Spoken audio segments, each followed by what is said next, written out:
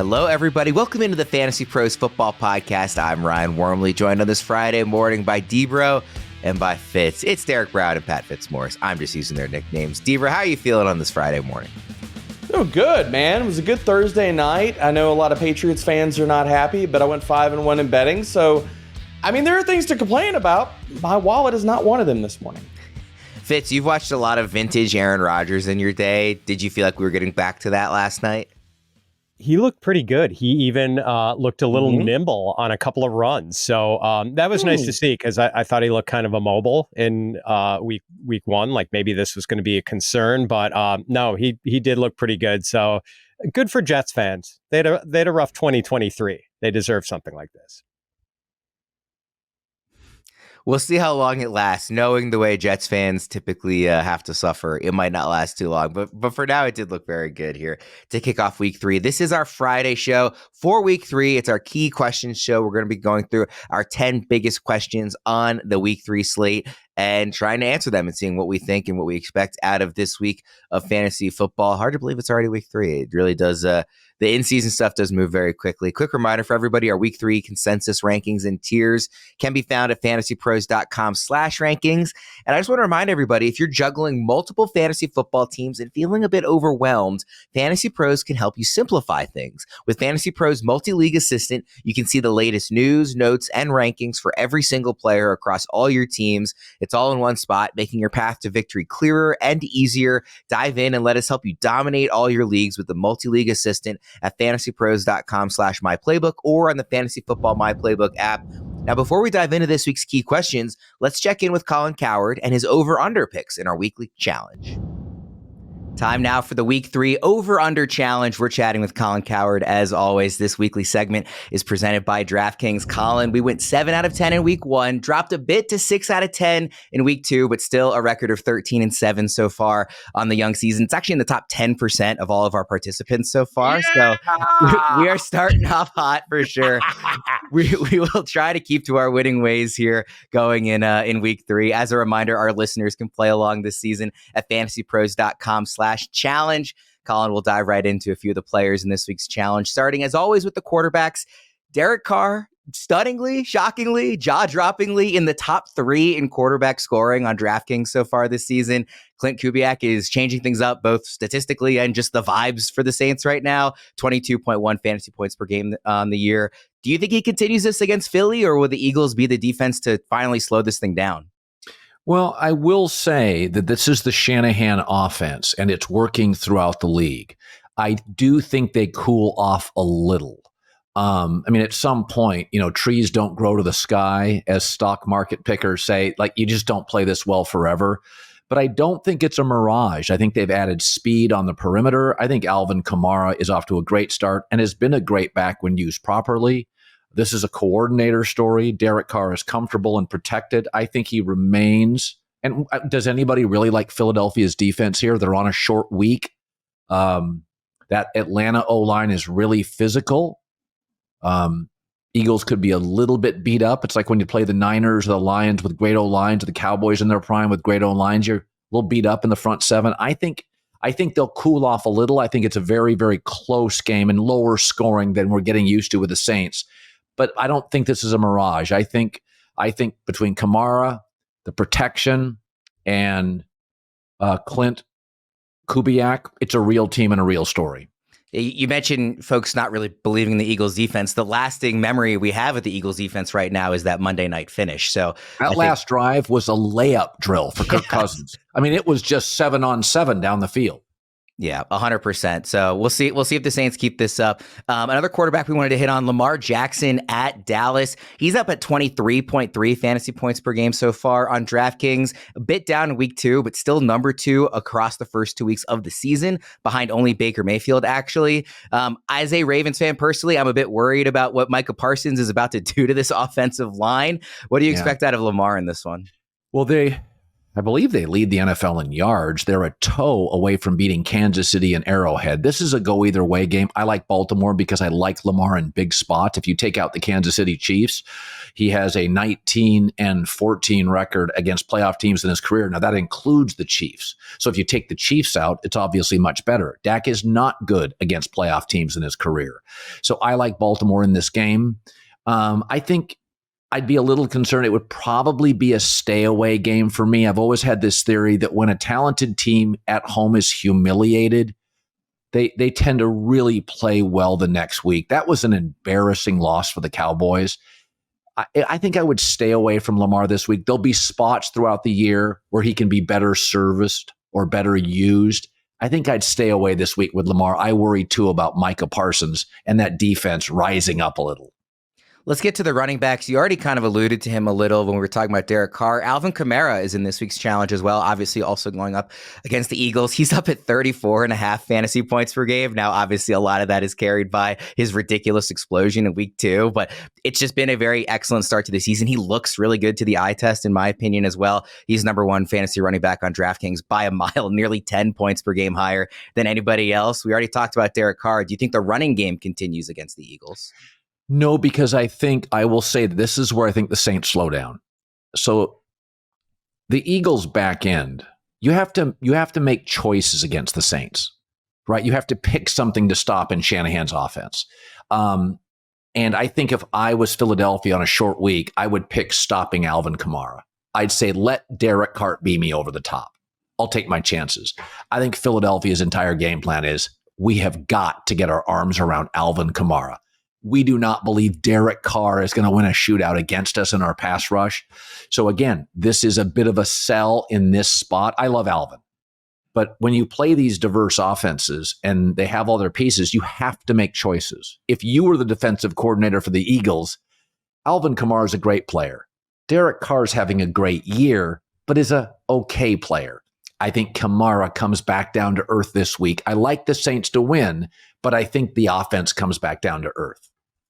Josh Jacobs is another running back in this week's challenge going up against the Titans. Obviously, the Packers, pulled out a win despite having Malik Willis starting at quarterback. Did you see anything out of this offense that makes you think we're going to see, anything different from Jacobs? Or is this going to be just another, assuming it's Malik Willis, I guess they're still talking about, as of the time of this recording, Jordan Love may be playing, but do you expect really big usage from Jacobs again? I don't. I see usage, but not production. Tennessee's defense is really good. It's a really, really good defense. And with Jordan Love playing, I believe he practiced this week. They're going to limit his exposure. They're going to run the football. I don't know if they're going to have a lot of success. So I think Green Bay, they've got tremendous offensive weapons. But this is a do we play him or not decision, right? And my guess is if it's Willis playing, they're going to run a lot of Willis. They're not going to make him throw 35 times. If Jordan Love plays, they don't want to expose him. So my takeaway is, because Tennessee's got a real pass rush, you don't want to put Jordan Love, who's 70%, up against that Tennessee pass rush. I think they're going to give a lot of carries to Josh Jacobs. I question how effective he'll be. I feel like a downer this week. I think offenses, I think there's going to be week 3s, 4, and 5 are a little bit of truth serum. I think this has been a weird year where we have some surprises. I think some of these red hot teams come back down to earth. I think Jacobs will get a lot of carries. I question the success. You've bit a bit of a downer, in the last couple of games. I'm curious if you will be for this next matchup, James Conner against the Lions. I love this Cardinals-Lions game. I am so excited to watch up. It is my favorite matchup of the week. James Conner has over 20 fantasy points per game on DraftKings this season. They do project Detroit to be the number 1 rushing defense for week 3. What do you think Conner can do against them? I think he's going to succeed. I think Marvin Harrison having such a good game scares Detroit because McBride's an exceptional tight end. So again, when you face Arizona, you have to make choices. You're going to play spy defense with Kyler Murray. Detroit may roll over coverage with Harrison. You have to take McBride seriously. And these weapons aren't going away. I think Connor's going to have a very big year. I think he's an excellent player. So I think Arizona, when you have a generationally elusive quarterback with a top tight end with an emerging star at wide receiver. It's made for running backs to have good seasons. I think Connor is going to have a Pro Bowl level season. On the other side, we'll go to the wide receivers here. On the other side of this matchup, Amon-Ra St. Brown against the Cardinals. St. Brown just 15 fantasy points per game so far this season, outside the top 20, surprisingly, from where he was being drafted. What do you expect from him on the other side of this one? I think he has a big game. You're not going to hold down Arizona. Detroit's not going to keep Arizona to 14 points. So Detroit's going to have to score. Plus, when you're on the road against an Arizona, they play pretty well at home. Even if you get a lead, you're going to keep the foot on the pedal. Also, Ben Johnson has not had a couple of great weeks. So Detroit, even though Detroit beat the Rams, I think Detroit feels like they've played really weak football. I think Detroit's going to come in here with their hair on fire a little bit, and they want to reestablish their offensive identity. I mean, Hutchinson was great last week. That's been established. He's now like all-world Myles Garrett level, TJ Watt level. I think this game feels like 33-30. I think it's a really incredibly entertaining game, and I think most of the skill people in this game are going to play well. Those are our favorite picks for week 3. We'll try and keep the good times rolling, Colin. Remember, everybody can play fantasypros.com/challenge. Thanks again for joining, as always. Thanks again to Colin for joining us every week this season. Make sure to check out fantasypros.com/challenge to participate in our over-under challenge every week this season and have a chance to A, beat Colin, and B, win cool prizes. So be sure to check that out. Again, that's fantasypros.com/challenge. All right, guys, let's dive into our biggest questions here for week 3, starting off with Texans at Vikings. Despite having a lot of appealing options, the only Texan with multiple strong fantasy weeks so far to start the year is Nico Collins. For Houston's number 2 option, Debro, will week 3 against the Vikings be more of a Tank Dell week, a Stefon Diggs week, a Joe Mixon week if he's healthy? It seems like so far he's not as of the time we're recording. What do you expect for the non-Nico Collins guys in this game? I mean, we're seeing Nico outside of him stepping up as the clear wide receiver 1. I think it's going to lean more in Tank Dell's direction this week. I mean, you look at the coverage shells for the Vikings, a lot of too high, second highest rate in the NFL. The highest rate, almost 79% of their snaps. And that's lean more in Dell's direction, almost 17% target share. So I think looking at just the coverage matchup, I do lean in Dell's direction, although I will give a little bit of nod that Diggs does have a really good corner matchup against Byron Murphy. But if I got to pick one, it's Dell for me. Fitz, what do you think? I feel like I have to defer to Debro on the coverage stuff, but I also think with some of the stuff that Brian Flores does, trying to get pressure home against quarterbacks, maybe that means like Diggs has been kind of the low ADOT guy. His average depth of target has been pretty short. So maybe if the Vikings are successful bringing the pressure, Stroud's looking to release the ball a little more quickly, and Diggs is the guy. So I'm not going to play up the revenge narrative for Stefon Diggs going against the Minnesota Vikings, but maybe we are due for a squeaky wheel game for Stefon Diggs. Not that he has been complaining about his usage thus far, but maybe you grease up that axle before it starts getting squeaky here, and we see a high target game for Stefon Diggs. I don't know. That's narrative driven, but I do think there's going to be a bigger game for Stefon Diggs coming at some point. I know he had the 2 touchdowns in week 1. There wasn't really a lot of yardage to bolster it. I think maybe at some point soon here, we're going to get a big Stefon Diggs game. Hopefully, if you were a Diggs investor. Do you think the squeaky wheel game could come for Dell as well? Again, maybe not publicly like complaining, but only 4 catches this season for under 40 yards. Yeah, you just missed out on a big touchdown last week. So, it's coming. Like, that's the thing, especially if Nico and mea culpa. Like, I faded Nico and obviously shouldn't have. I just thought it would be a more equal split of targets. But clearly, Nico has taken the crown as the alpha receiver for the Texans. Well deserved. He's a star. And so, I don't know. The other guys are maybe going to have to be happier with lower target shares. Like Diggs averaged close to 10 targets a game during his time in Buffalo. That's just not going to happen here. Debro, Fitz kind of alluded to this. I was going to ask, are you like surprised by how much Nico has looked like an alpha given the other target competition in this offense? I mean, I'm not surprised that he's playing really well. I guess if there is any surprising factor, like I was in on Nico or Dell in draft season, both those guys, depending on where they were going in drafts. But I think if anything's been surprising, it's how much he's distanced himself from those two. And some of this does kind of go back to the coverage matchup, so maybe we see that lean in the other direction, especially with Nico. He's been on the injury report this week. I know that he's still going to play. But I've been a little bit surprised just how big the chasm has been, though. Let's go to our next game here. Bears at Colts. Anthony Richardson's completion percentage through 2 games is below 50%. The possibility for a big play is always there, of course. But do we have to sit Colts pass catchers, mainly referring to Michael Pittman, until further notice, given what the passing has looked like specifically? Fitz, what do you think about that one?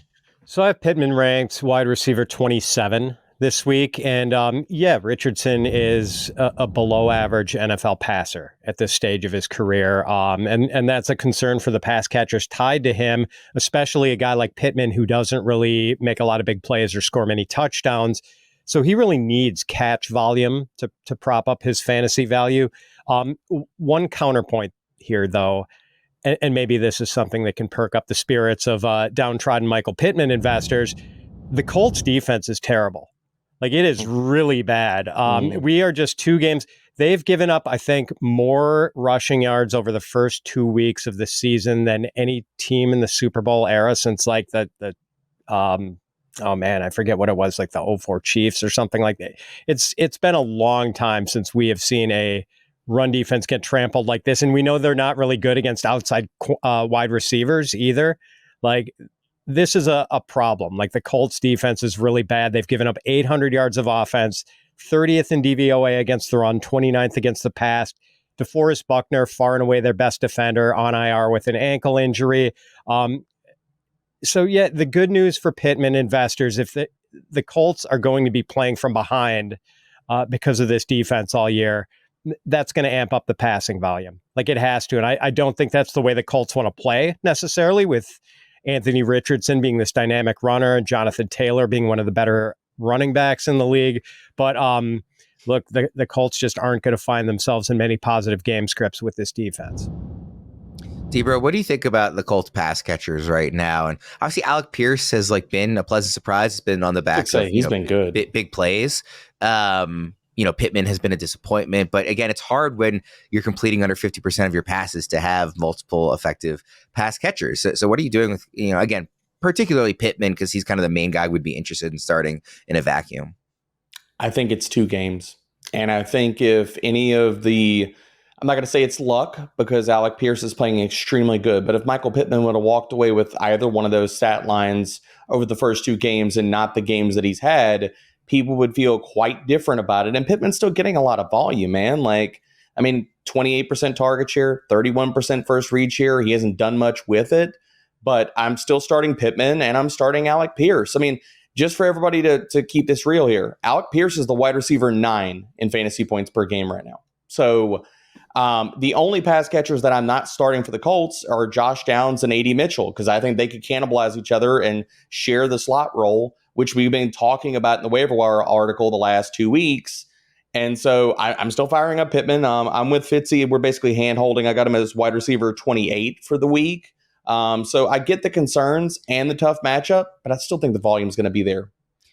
But by the way, just because Fitz brought it up on the run defense, do you think DeAndre Swift is going to kind of break out for Chicago? Because I faded him all draft season. I really had no interest in him at his cost, and I know the Colts run defense in particular has been absolutely abysmal, but I just still don't find myself that excited about Swift. Am I overlooking the matchup in that sense?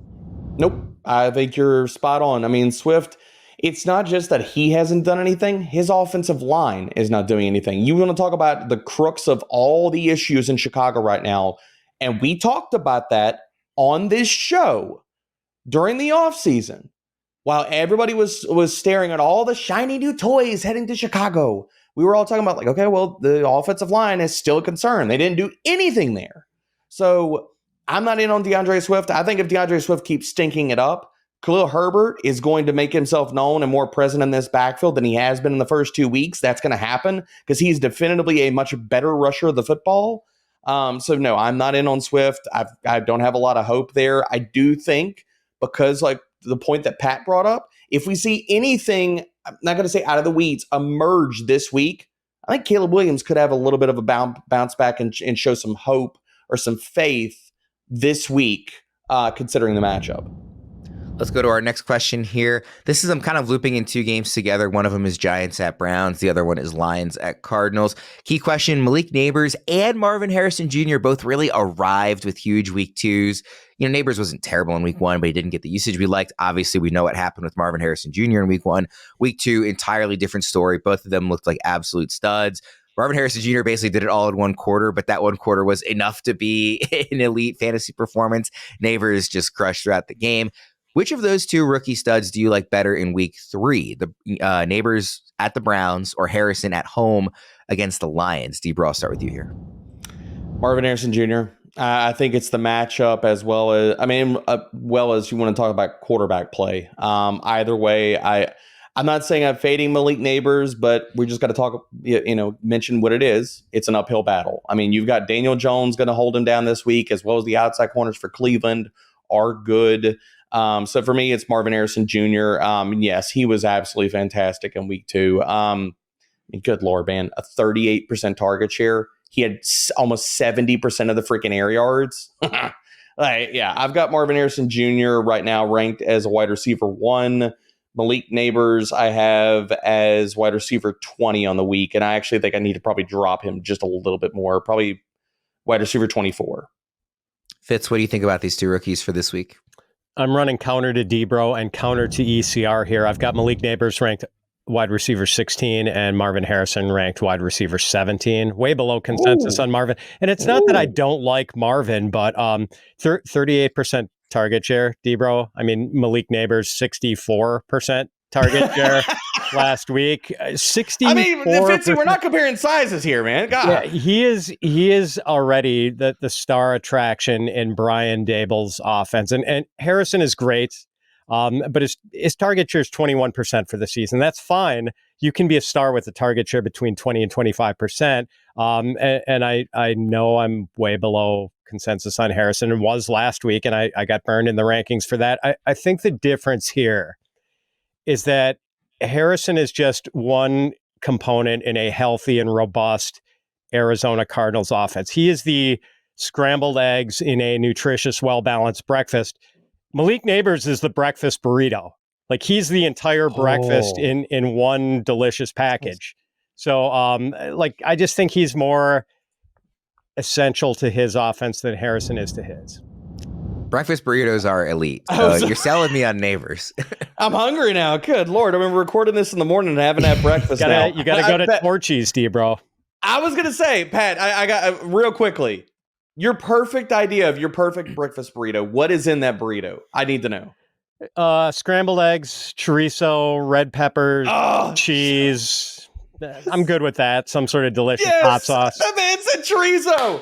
Pat wins the day. Pat wins. Yes. I've actually got right now in the fridge, and I will be eating it after we finish recording this. My dad makes these amazing seafood breakfast enchiladas. It's got shrimp and crab meat and eggs and bacon and enchilada sauce and cheese.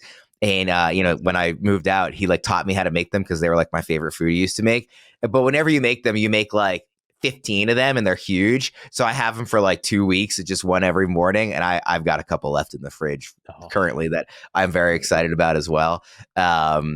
Bacon you had me at bacon with seafood, man. I mean, right there. It's really. Fitz had me at chorizo. That's the 101 of breakfast burritos. If I'm doing a breakfast burrito, I keep it simple. I'm just bacon, egg, and cheese with some hot sauce, and I'm good. I'm a happy camper. Just before we move out these two games, really.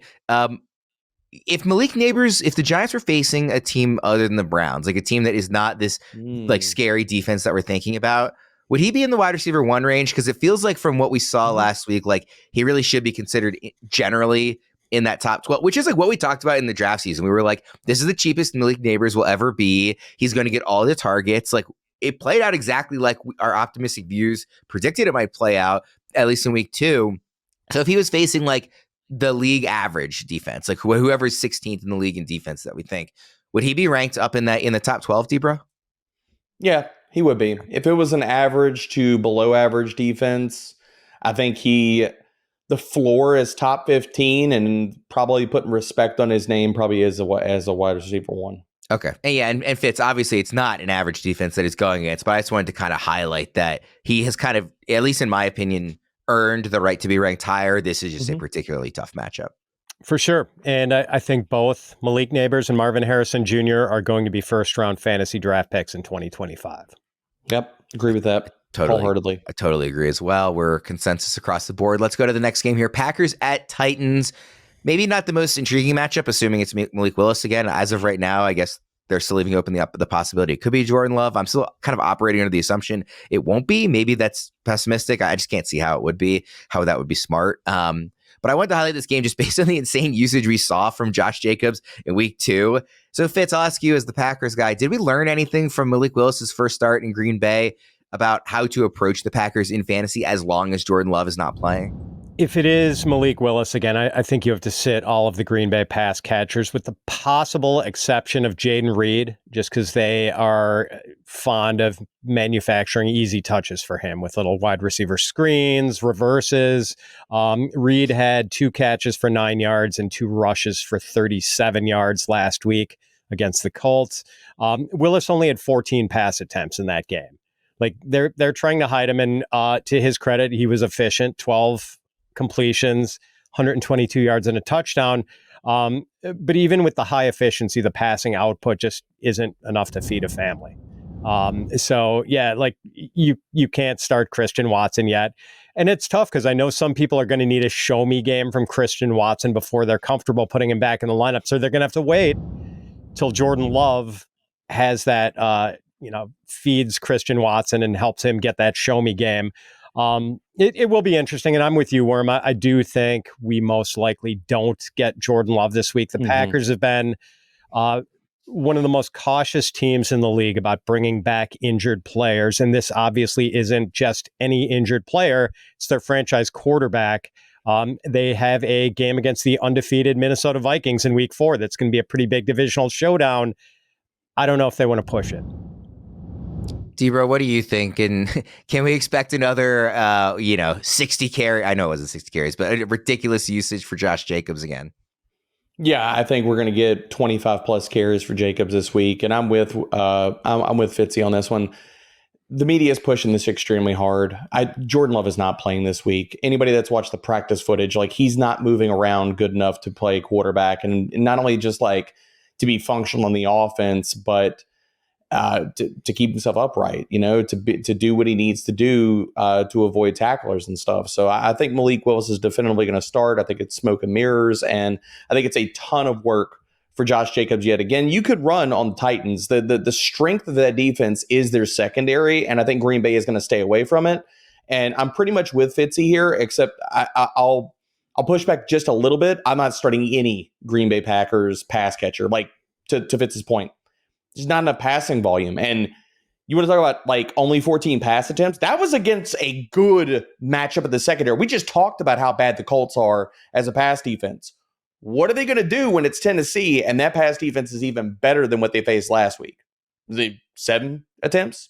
8?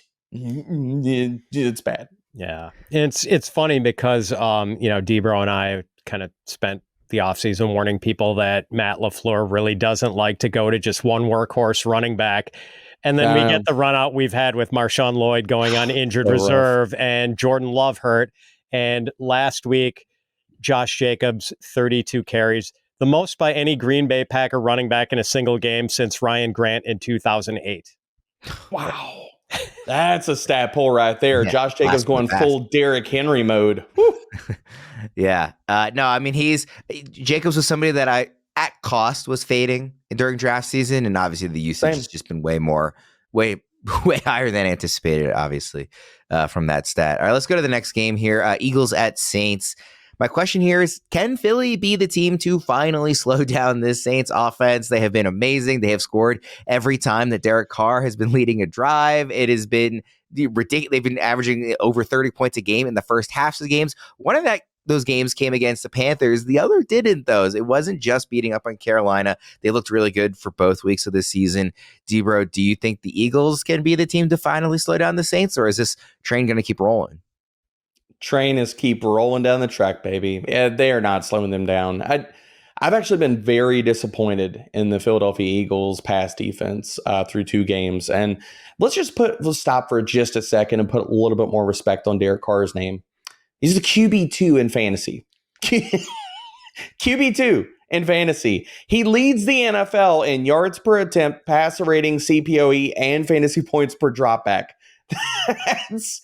That's bonkers. Like, there is no way, shape, form, or fashion. And I think I was even a little bit pro Derek Carr towards the end of the draft season and stuff. Nobody could have told you this was going to happen in the first 2 weeks. And I don't think Philly is going to be able to stop them at all. I mean, so far the Philly pass defense has allowed the 7th highest passing yards per game, 7th highest yards per attempt. And guess what? They have no pass rush. They legit have the 7th lowest pressure rate in the NFL. So clean pockets, secondary not playing good. Let's go. Just air it out, Saints. Put up some points. Fitz, what do you think we're going to get from the Saints this week? Another 40 burger?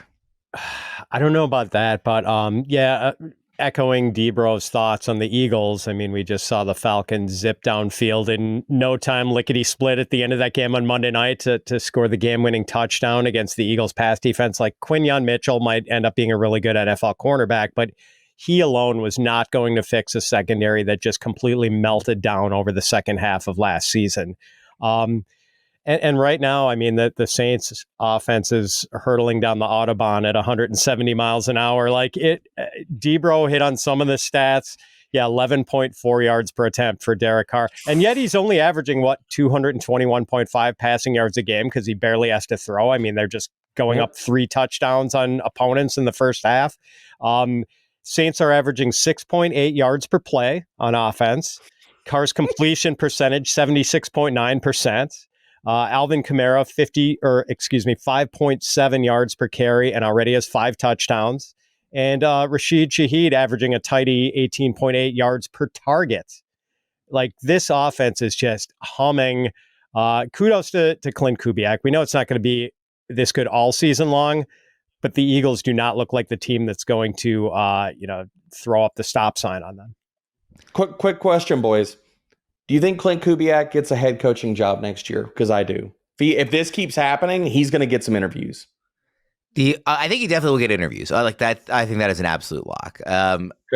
The only reason I would not say definitively gets an actual coaching job is just because we did see, obviously Ben Johnson's been there a couple of years. He decided to say Bobby Slowick didn't, he interviewed, but then didn't get that job right away. So maybe teams are being a little more patient and wanting to see it for one more year out of these young hotshot coordinators. That's just speculative though.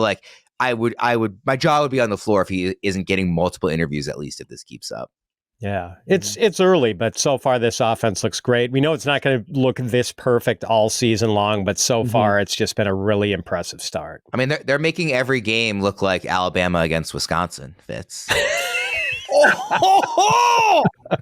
Oh my! Call the police. There's been a murder. I think Alabama did better than 6.8 yards per play against the Badgers last week. But yes, thank you, Worm.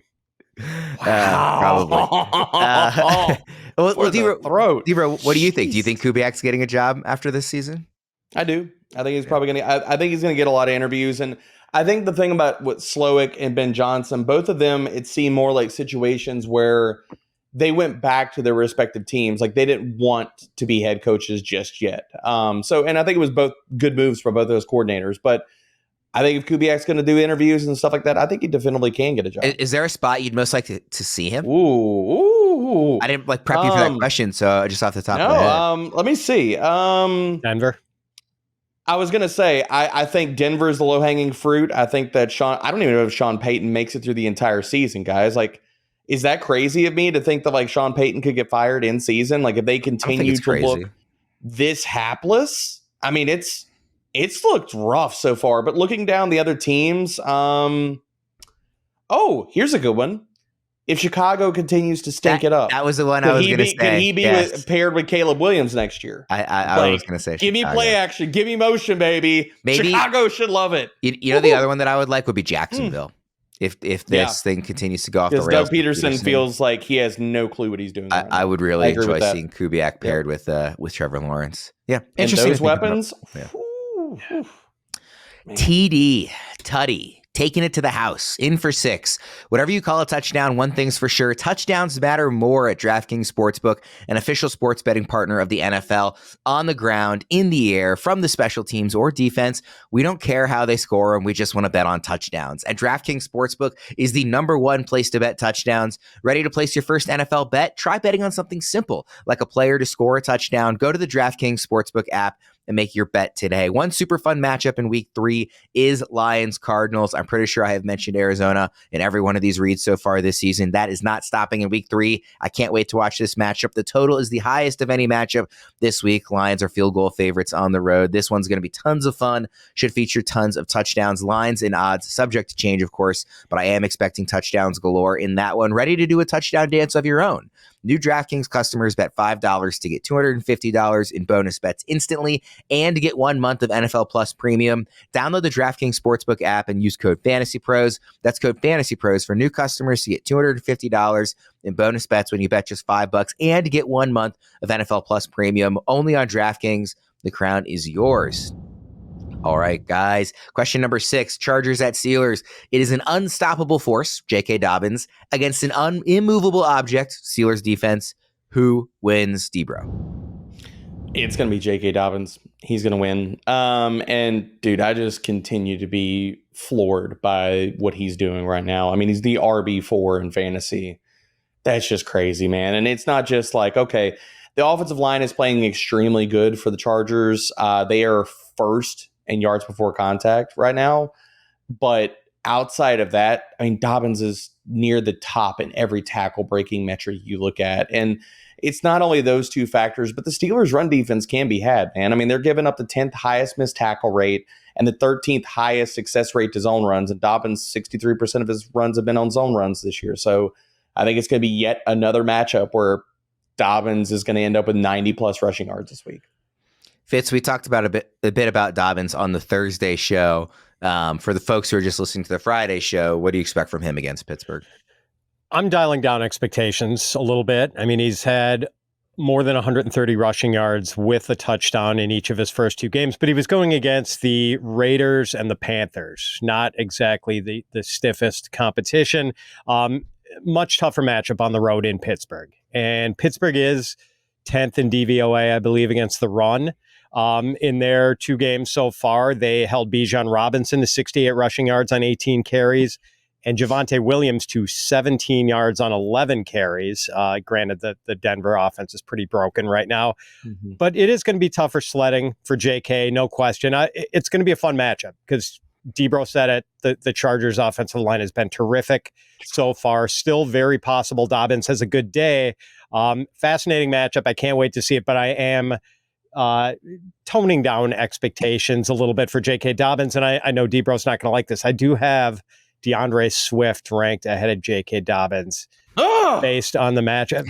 Dude, I mean, like, the Colts can't stop anyone, man. The Bears can't block anybody, Fitzy. They have a couple guys. The interior of the line has been a problem. I still think their tackles are okay, at least in the running game. But yeah, they have had issues. That's bad versus bad up front in the trenches in that matchup. But yeah, we'll see. This one's good versus good. So maybe that's the wrong call by me. Whether or not it's correct, I echo Debro's disgust at the thought of Swift being ranked ahead of Dobbins. May be wrong or right, but I mentioned this on Thursday, Fitz. Dobbins has faced the Steelers 3 times in his career, and the Steelers always are very good on defense. So this isn't anything new that they're really good defensively this year. In his 3 games, and there's one was in 2020, the other 2 were in 2022. In 3 games, 47 attempts, 326 yards. That's almost 7 yards per attempt, and he has a touchdown there. The worst game he's had has been 17 for 93. The other ones were 15 for 120 and a touchdown, and 15 for 113. So he has done well against the Steelers in the past. He's with a different team. It was a couple of years ago. I get that, but just highlighting that it went healthy, and he certainly looks healthy at least through 2 weeks. He's been able to do damage against this defense before. Where are you ranking him, Debro? Did you say where is he for you? I've got him at RB 16. And considering what he's been doing, it could be a slight to him, but I think like mid to high end RB 2. And then Fitz, you're down like back end, like low end RB2, right? I think high end RB3 High right end now. RB3, And, okay. and maybe that's a mistake because they are going to need to give him heavy volume. Like they have to keep TJ Watt off Justin Herbert. Joe Alt has played great so far, but TJ Watt is still going to be a stern test for Joe Alt. So I think they're going to want to run the ball often, and I don't think you need to talk Greg Roman into running the ball heavily. In ECR, he's much closer to Fitz, by the way. He's RB23 in half PPR ECR. So most of the industry is a little down, again, likely given the matchup. Let's go to kind of the reverse of this. A very stoppable force, the Raiders run game, versus a very movable object, the Panthers defense. Who loses in this one, Debro? Panthers run defense. I think looking at just the matchup, and I know it's been bad for Zamir White. I'm not going to shy away from that. And I told people to draft him in the offseason. We were chasing the volume and stuff. Antonio Pierce has still come out and been very adamant about getting Zamir White 20 carries. I think that, and this has been a Raiders offense that has been extremely pass heavy. Didn't see that coming, but I do think that they are going to want to run the ball in this matchup. And I know Zamir has not been good, but this matchup is fantastic. I mean, Carolina Panthers are giving up the 4th highest rushing success rate and the 2nd most rushing yards per game. So if there's ever a week to start Zamir White, it's week 3. I've got him as RB 24 right now in my ranks. Yeah, what do you think, Fitz? I mean, we've talked a lot about how the Panthers are just kind of like an auto start team against them with your running backs. But Zamir White has been bad. I mean, watching that Ravens game, he was abysmal. So do you think that this is kind of his breakout game for the managers who invested in him? You have to hope, because if he does not have a decent fantasy day this week, I think we're going to see Zamir White dropped in a lot of leagues next week. Yep. But he's going against a defense that has allowed 399 rushing yards and 3 touchdown runs so far. And they don't have our friend Derek Brown at defensive tackle. I know defensive tackle Ashawn Robinson was banged up for them. Not sure what his status is. I think he came back to practice, but it's still a bad run defense. And yeah, Antonio Pierce, for whatever reason, the 20 carry mark is a magic number for him. And it seems like this is the kind of game where the game script's going to be favorable with the Raiders at home. If they don't win comfortably, they should at least be in a close game and be able to run the ball quite a bit. So, as good as that passing game has been with Devontae Adams and Brock Bowers, and Gardner Minshew's averaging like over 260 passing yards a game, this does seem like a game where the Raiders are going to want to get the running game going. To Fitzy's point, Shy Tuttle, foot injury, hasn't practiced one of their D tackles. Ashawn Robinson, DMP on Wednesday, came back to a limited session with a knee issue on Thursday. Zamir White is RB24 in ECR right now. That's actually gone up a couple of days since the start of the week, so he's into back-end RB2 territory, according to the experts. Let's go to Dolphins at Seahawks. This question is really obvious. How low in the rankings are we planning to drop Dolphins players with Skylar Thompson at quarterback? Obviously, Tua is now on IR, so he's going to miss a chunk of time, possibly the rest of the season. They're talking about it like it's not going to be the case, but we'll see how this thing develops. But with Skylar Thompson there, how are we ranking the Dolphins players, Debro? I still got Achane as an RB1. I mean, you can't shy away from the volume that he got last week. There's no way. I hope that that type of volume doesn't continue, but even 20 touches for Devon Achane, regardless of whoever, even if it was me back there playing quarterback, is still very valuable in fantasy. Tyreek Hill, I'm going to have him somewhere as a mid-range wide receiver 2. And Jalen Waddle is a low-end 2 to high-end wide receiver 3. I don't have any faith in Skylar Thompson. And I know that those rankings, I'm going to be watching ECR and where they are the entire weekend, because I want to be very cognizant of that, because I understand with both of those players, with Waddle and Tyreek, it could take one play and they house one screen pass and take it to the house. They have that type of upside. I've also seen Skylar Thompson play football in the NFL, and it has not been pretty. And I don't think that changes. And Seattle, I know we have questions about how good is their defense. I know their run defense is not very good. Their secondary is nasty, man. Like Tariq Woolen, Devon Witherspoon, like those are players you do not want to mess with. So I'm a little more tepid. I think I'm tepid, although I don't know where Tyreek Hill and Waddle are in ECR right now.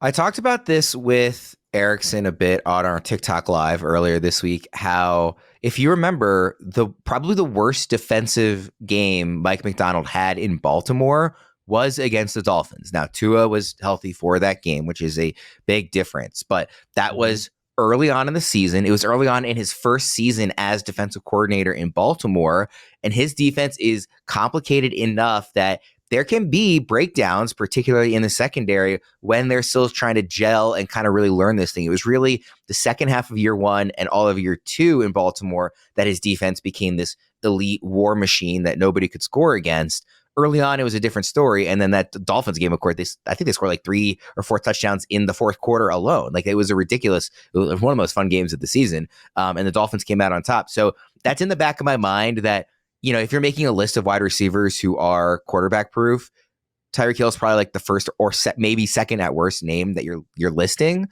It is Skylar Thompson though. Like it's not like you're dropping to, a Jacoby Brissett or or even like a Sam Howell. It's somebody that we have very little even faith Tyler in. Huntley.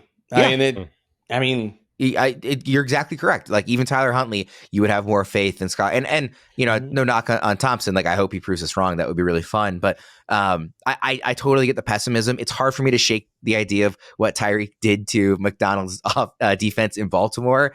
Different, again, it's a different team. I'm not saying that it means we're going to see a repeat. Fitz, what are you doing with trying to rank these guys? But both Tyreek and Waddle and also HM.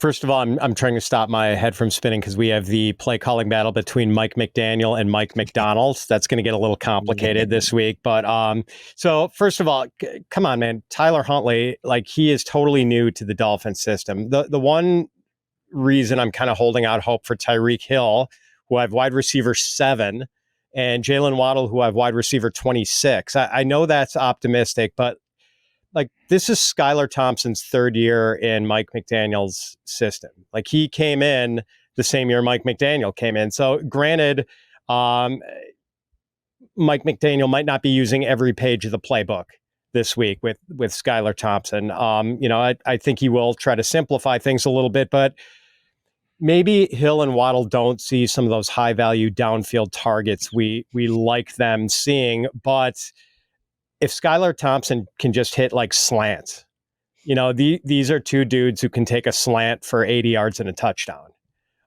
So I guess that's the hope here that, two guys with like elite big play speed get the chance to utilize that speed. But Debro is right. Like this is a tough matchup. Tariq Woolen and Devon Witherspoon, although I think Witherspoon might be a little banged up, but I don't think there's any doubt he's going to play. Man, you are pinning your hopes on a big play here. And I do think between Hill and Waddle, like they're going to hit at least 1 or 2. There's a pretty sizable gap between the two of these guys in ECR. There's always a gap, right? Like Tyreek is ranked higher. Tyreek's at wide receiver 14. Jalen Waddle's wide receiver 31 in ECR right now. Does that feel right to you, Debro, given the quarterback situation that the gap would be this wide? Because you can kind of make the case that there's like a fairly decent chance for either of them to break a long one. Like it could be either one. And I don't know. It just feels like maybe that shouldn't be as wide given the quarterback situation. I mean, if we had seen the problem, and I think this is where the gap is coming from, we haven't seen Jalen Waddle. Like we all kind of wanted him to bounce back. So far this season, he's only gotten an 11.8% target share. So that's fair. I mean, he could still pop off big plays. I mean, he almost has 3.0 yards per route run. Like he's at 2.8 right now. So the talent is still there, but the same problems we had with Waddle last year where it was like, well, all of the volume is going to Tyreek Hill. What's left over for Waddle? It's happening again in 2024. That's why I think we're seeing that wide discrepancy between the two players when we're both saying, okay, both of them have big play upside. It's just the volume has not gone to Waddle's direction, and I don't know if that changes this week. He's never been a high volume guy though, Debra. I mean, like he outside of his rookie year where they made him new Jarvis where he was Landry. Jarvis Landry, exactly. But he was, he missed 2 games last year and still finished with 1,000 yards. He is a dude who can, like, he's always been hyper efficient. Well, except for that first year with yards per target, yards per route run. Yeah. And granted, we can't expect that sort of efficiency with Skylar Thompson at quarterback. But I mean, Skylar Thompson can throw a spiral. It's not like you've got me at quarterback. So hopefully Mike McDaniel can figure something out, because that's the only chance of winning this game, to get the ball in the hands of your speedy playmakers, Achane, Tyreek Hill, Jalen Waddle. Did you mention? I've seen you throw spirals, Fitzy. You've been quarterback in some of our flag football games on team trips. Oh, I've got a cannon. We're not talking about me here. Yeah. No, I can still chuck it. We're not talking about me. Fitz, did you mention? Do you just have Achane ranked in his usual spot? Yeah, running back 6. I mean, what we've seen with him in the passing game, that is really exciting. I don't want to see him get as many carries as he had, to Debro's earlier point. And I think maybe Mike McDaniel was just on tilt after the Tua injury, that Achane was still getting carries with under 5 minutes left in a game they're down by 3 scores.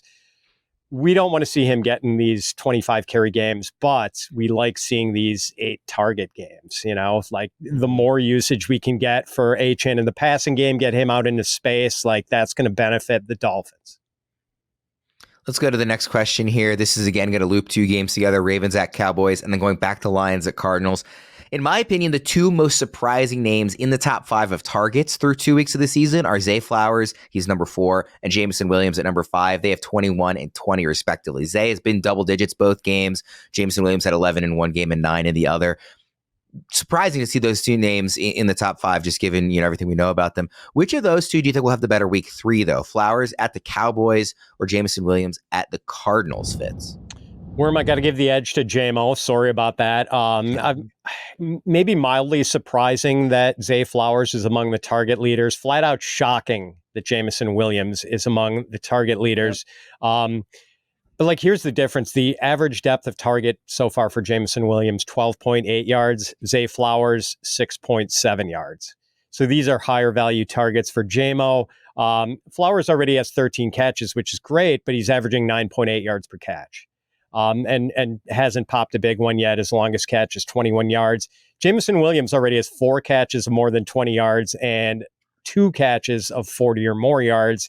I do think Flowers has the higher degree of target certainty. JMO has 20 targets, but Jared Goff is currently leading the NFL in pass attempts. I don't know if that keeps up all year.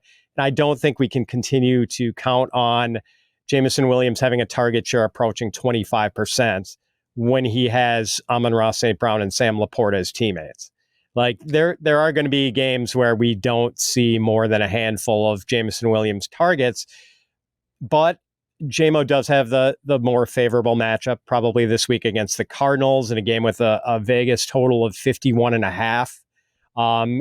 Flowers is going against the Cowboys, still a pretty high total in that game, 48 points, but I don't know. They're both must starts, but I'm a little more drawn to JMO in this one.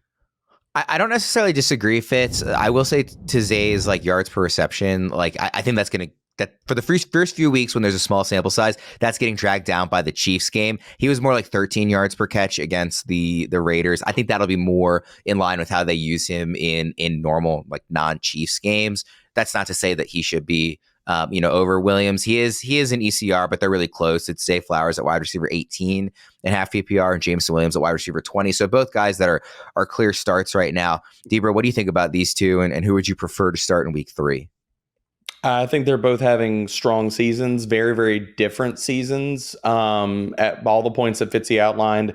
And to your point, Worm, Zay Flowers' ADOT did increase from 6.1 to 10.7 in week 2. So a little bit more, not traditional usage, but a little bit more just not 3 yards in a cloud of dust as far as screens and design targets and stuff. But for me, it's JMO.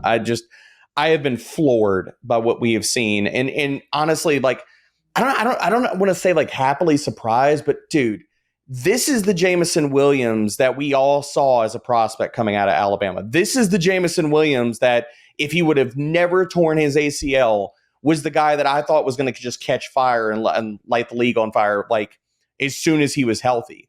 That is what we are seeing. Like, he looks so stinking good, and the matchup leans his way. They're using him not only deep, but they're using him all over the field. He's getting short area targets, intermediate targets, and the deep looks as well. I mean, just to put this in context, guys, amongst 92 qualifying wide receivers, J-Mo right now, 6th in separation and 9th in route win rate. Like, J-Mo at this point, like, I've got him as wide receiver 17. I don't think it's crazy if we get to a point where if Goff keeps throwing this much on a weekly basis, and I don't know if that happens, where we're ranking J-Mo and Amon-Ra as both like top 13 to 14 options on a weekly basis. Like, this is how consolidated this offense has been and how stinking good J-Mo has been so far. He's been awesome. Then we're going to be ranking Sam Laporta tight end 15, apparently. I mean, dude, J-Mo has been awesome. Like, him taking, or at least, did any of us see after 2 weeks any world where we thought Jameson Williams was going to be fighting weekly for the lead in targets and fighting weekly for the lead in target share with Amon-Ra St. Brown and Sam Laporta? No. I didn't at all. And I'm just bowing down. J-Mo has looked so good. Jameson Williams is up there near the top of the list of guys I have the most FOMO of not having more of. And I liked him in draft season. I was not fading him at all. There was always one person in my draft who liked him a little more. And sometimes that's all. I could like him the second most out of 12 guys, but if one person likes him more, then I don't get him. So I certainly wish I had more. The other thing too, like in terms of the matchup, and you kind of hit on this a bit, Fitz, like, I'm very worried about Micah Parsons and what he's going to do to the Ravens offensive line.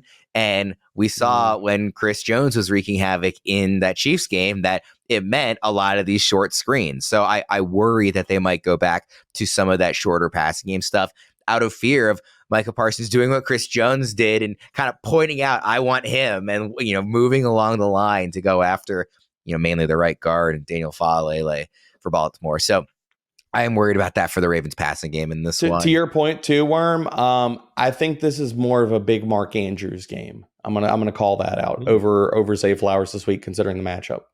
Interesting. Well, do you think that it could be a likely game, and like they use Andrews to block more, like to help out with, I mean, Mike to your Parsons, point, or? that's what we saw likely. Yeah. I mean, that was his role. Like, he was in the flats, he was getting screens, he was getting design stuff in week 1. Didn't happen in week 2. This could be a game where we see just a lot of usage of Andrews and Likely all day. I hope. But yeah, I do have that same fear, Worm, about the route participation for Andrews when the Cowboys are so fearsome off the edge. Like, that's a little worrisome for me. Yeah. We'll see how it goes. I think it'll be a fun game. These are two of my favorite games on the slate: Ravens, Cowboys, and Lions, Cardinals. I think they're both going to be really fun ones. Let's go to question number 10. Chiefs at Falcons. Fitz, we'll start with you here. Will any Chiefs running back be worth starting in fantasy with Isaiah Pacheco out? We have a bunch of options: Carson Steele, Samaje Perine, ultimately maybe Kareem Hunt. Or do you think that his injury simply means we're going to get more passing in Kansas City? My initial thought was that this could be a really messy backfield situation. And I'll repeat something I said on one of the shows earlier this week, although I think I got the number wrong. In 2 of the last 5 seasons, I might have said 3 earlier. 2 of the last 5, the Chiefs have not had a 600-yard rusher among their running backs. And I think there's a good chance that happens again this year with Pacheco out indefinitely. This could be an unpredictable jumble with Carson Steele, Samaje Perine, Clyde Edwards-Helaire, who's on the non-football injured list and eligible to come off in week 5, and maybe Kareem Hunt makes an appearance at some point. Keontae Ingram is kicking around. Like, this could be really messy. That said, I am starting to become a little more intrigued by Carson Steele. He's a really interesting player. Like, Steele reportedly at his UCLA Pro Day this year ran a 4.75 in the 40. That's pretty slow, but despite the lack of speed, he did have a 1,500-yard rushing season for Ball State in 2022, and finished with like 800-plus rushing yards for the Bruins last fall. It's possible Steele has the same sort of season for the Chiefs that Matt Asiata had for the Vikings back in 2014 after Adrian Peterson ripped up his knee in week 1. Like Asiata was this big bruising fullback, tailback hybrid, kind of like Carson Steele, who just like, he was basically all the Vikings had. So by default, Matt Asiata had 882 yards from scrimmage and 10 touchdowns. Like, and if we get that sort of season from Carson Steele, like, that makes him a usable fantasy asset. Like, I do think he's going to be the best bet for goal line work here. And maybe he's the best bet for early down carries, even when the Chiefs are at midfield or in their own territory. You know, so we talked about this on the waiver show. I said I'd rather have Samaje Perine. I'm reversing course on that. I'd rather have Carson Steele. Debra, what do you think? To Fitzy's, I love the Asiata callback. I'm sitting here pulling up old Asiata box scores here. In that 2014 season, he had 2 3-touchdown games and another one where he got into the end zone twice. Good Lord. That's a fun time. But I'm with Fitzy. I think Carson Steele, you're looking at as a touchdown dependent, probably RB3 this week. And he already got the goal line stuff last week. He got 38% of the goal line snaps. Talked about this in the waiver wire column, the waiver wire show, and 60% of the short yardage snaps. So while the stat line might not look sexy for Carson Steele, it might be like 14, 15 carries for 45 yards. He could get in the box once, maybe twice. So I think he's a good flex play, just considering if he's the goal line back for the Chiefs offense has value. So I'm not going to tell you that he's going to get 20 carries or have 80 or 90 rushing yards, but if he gets in the end zone once, he's probably a top 24 back. If he gets in there twice, he's an RB1 for the week. Do you think we're going to finally see Mahomes, on the other side of this, have 30 pass attempts in a game? I mean, he hasn't been higher than 28 through 2 weeks this season.